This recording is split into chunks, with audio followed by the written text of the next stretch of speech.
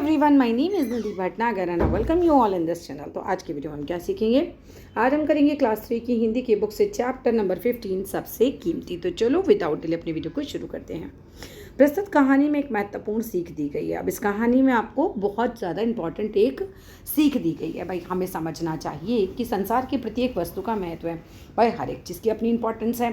समय पर ज़रूरत के अनुसार चीज़ों की उपयोगिता यानी कि उनकी उपयोगिता मीन्स उनके यूजेस जो हैं वो घटते बढ़ते रहते हैं। लेकिन यदि शरीर स्वस्थ ना रहे तो सब बेकार है। यानी कि हमारे शरीर को हेल्दी होना बहुत ज़रूरी होता है। हम अक्सर हीरे जवाहरात को कीमती समझते हैं, लेकिन साधारण रोटी और पानी उनसे भी ज़्यादा कीमती बन जाते हैं जब हम भूखे होते हैं। अब अगर हमें भूख लग रही है तो हम हीरे जवाहरात तो नहीं खा सकते, तो हमें तो रोटी ही चाहिए होगी ना उस समय। बहुत समय पहले जयपुर में राजा जयसिंह का शासन था। यानी कि जयपुर के राजा थे जयसिंह। ठीक है, जयसिंह वीर और विद्वान थे, मतलब बहुत ही ज़्यादा बहादुर थे। और विद्वान मीन्स जो इंटेलिजेंट होता है, जिनको बहुत नॉलेज होती है। वे दूसरे विद्वानों का भी सम्मान यानी कि रिस्पेक्ट करते थे। एक दिन सारे दरबारियों के सामने राजा ने पूछा, संसार में सबसे कीमती चीज़ क्या है? राजा के ऐसा पूछने पर सभी दरबारी अपनी अपनी राय देने लगे। किसी ने हीरा, किसी ने मोती, किसी ने सोना, तो किसी ने अन्न को सबसे कीमती वस्तु बताया। राजा का मंत्री चंद्रभान बहुत बुद्धिमान था, बहुत इंटेलिजेंट था। उसने एक योजना बनाई यानी एक प्लानिंग बनाई। वह राजा को शिकार पर ले गया। शिकार करते करते दोनों काफ़ी दूर निकल गए। राजा को थकान के कारण प्यास लगने लगी। अब थक गए होंगे तो बहुत मन कर रहा होगा भाई पानी वानी पी लें। प्यास लगने लगी तो मंत्री ने कहा, राजन मेरे पास हीरा है, पर इसे कहाँ बेचें? मंत्री जी, पानी को हीरे से क्या रिश्ता?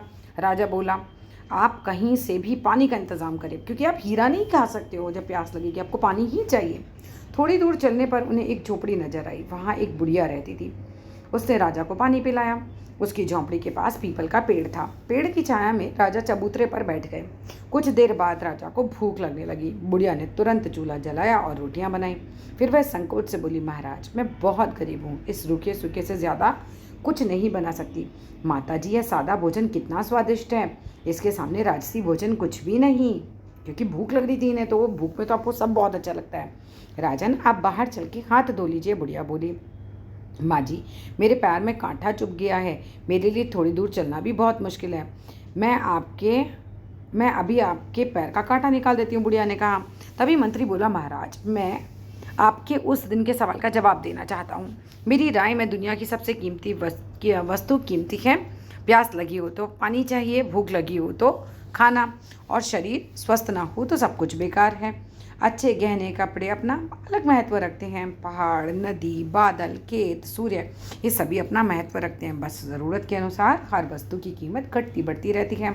एक कांटा चुभने पर सुई का महत्व पता चलता है। राजा को बात समझ में आ गई। उसने महल पहुंचने पर चंद्रभान को उसकी समझदारी के लिए खूब सारा इनाम दिया।